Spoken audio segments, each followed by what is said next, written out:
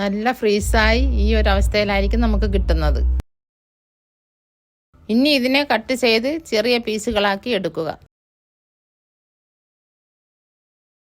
ഇനി ഇതിനെ മിക്സിയുടെ ജാറിലിട്ട് ബ്ലെൻഡ് ചെയ്തെടുക്കുക.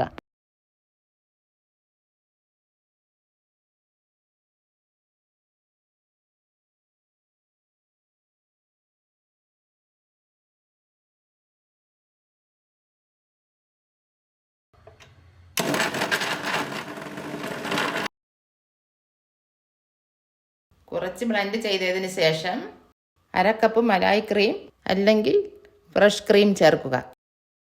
ഇനി ഇതിനെ നന്നായി ബ്ലെൻഡ് ചെയ്തെടുക്കുക. കുറഞ്ഞത് 2 മിനിറ്റ് ബ്ലെൻഡ് ചെയ്തെടുക്കുക. എന്നാൽ ആ ഐസ്ക്രീമിൻ്റെ രീതിയിൽ നമുക്ക് കിട്ടുകയുള്ളൂ. നല്ല സോഫ്റ്റും ടെൻഡറുമായിട്ടുള്ള ഐസ്ക്രീം കിട്ടും.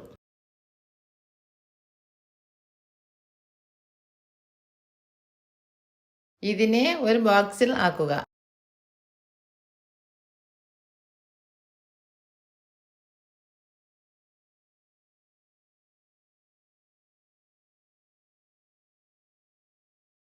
ഇനി ഇതിനെ രുചി കൂട്ടാനും ഭംഗി കൂട്ടാനും കുറച്ച് ബദാം ചോപ്പ് ചെയ്ത് ഇടാം.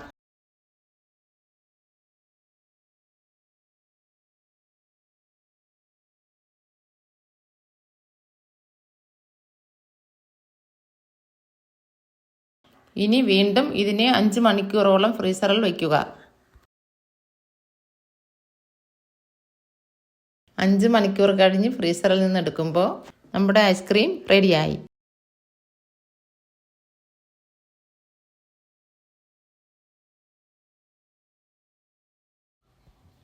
ഇനി ഇതിനെ സ്പൂൺ വെച്ചോ കത്തി വെച്ചോ കട്ട് ചെയ്ത് ഒരു പ്ലേറ്റിൽ സർവ് ചെയ്യാം.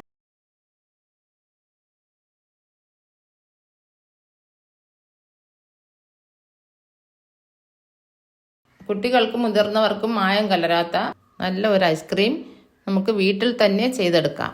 വളരെ എളുപ്പമാണ് ഇതുണ്ടാക്കാനും. എല്ലാവരും ഇത് ട്രൈ ചെയ്യുക. എന്നിട്ട് അഭിപ്രായം നമ്മുടെ കമൻറ്റ് ബോക്സിൽ അറിയിക്കുക. ഇതുപോലുള്ള നല്ല വീഡിയോസിനായി നമ്മുടെ ചാനൽ സപ്പോർട്ട് ചെയ്യുക.